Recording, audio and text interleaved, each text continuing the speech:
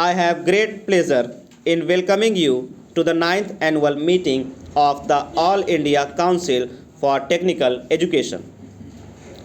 Since our last meeting, the constitution of the council has been further revised to ensure better coordination in the work of the committees and the boards of the council. I am happy that we have with us here today the chairman of the regional committees and the chairman of the boards and studies of the council. In view of the importance of improving the quality of higher education, the central government decided last year to set up a University Grants Commission. This body has been entrusted not only with the task of assessing the financial needs of the universities but also with taking other appropriate steps for the maintenance and improvement of standards. I am glad to note that friendly relations have already been established between the University Grants Commission and the Council in the field of technical education. The University Grants Commission has accepted the suggestion of the coordinating committee to utilize the machinery of the council for the assessment of the needs of the technological departments of the universities. I welcome the council, the chairman of the University Grants Commission as an ex officio member. We are meeting today after a lapse of more than a year and a half. During this period, our coordinating committee has been active in carrying out the policy and program laid down by us at the last meeting. The successful implementation of the 5-year plan on the general lines indicated by the Council is in no small measure due to the untiring efforts of the regional committees and other special committees. It is heartening to see that as a result of the work of these committees of the Council before the close of the first 5-year plan period, we shall have in the country a fair number of postgraduate courses in engineering and technology, as also arrangements for advanced work and research. We shall also have a network of facilities in management studies, a subject which has assumed great importance in recent times. An administrative staff college and a national institute of management will also have been set up largely through the efforts of industry and commerce. At least 3, if not more, of the regional schools of printing technology will also have been functioning because of the industry now.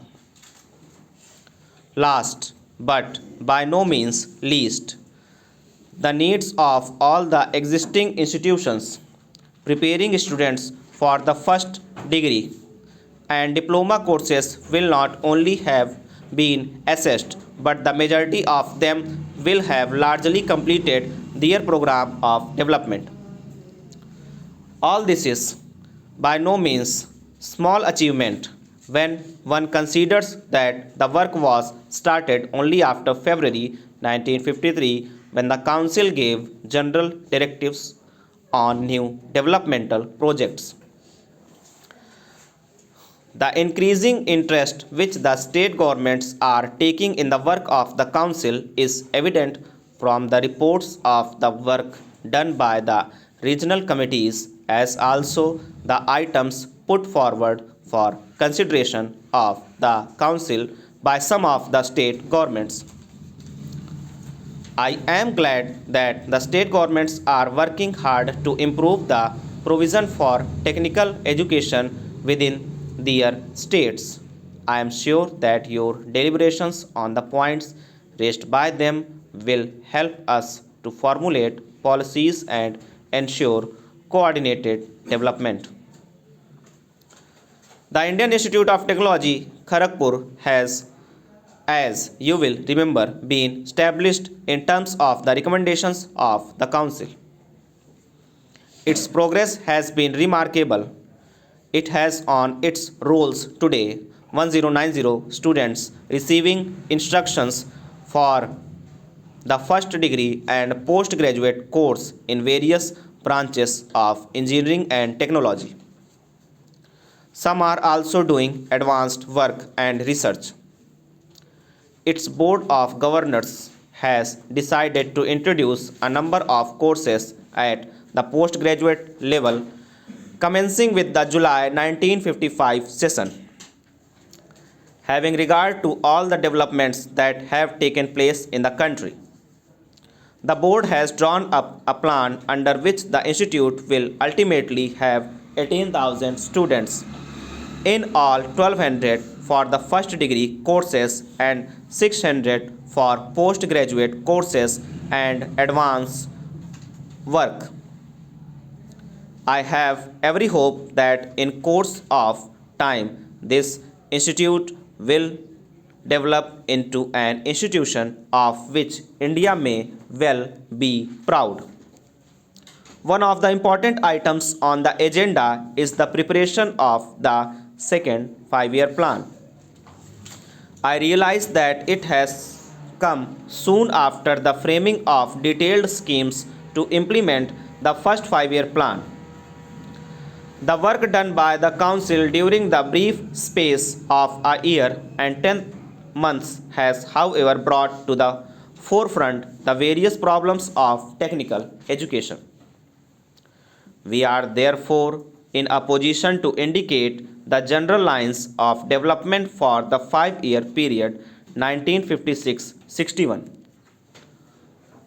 Although final decisions have not yet been taken, the general expectation is that the second 5-year plan will be an industrial plan.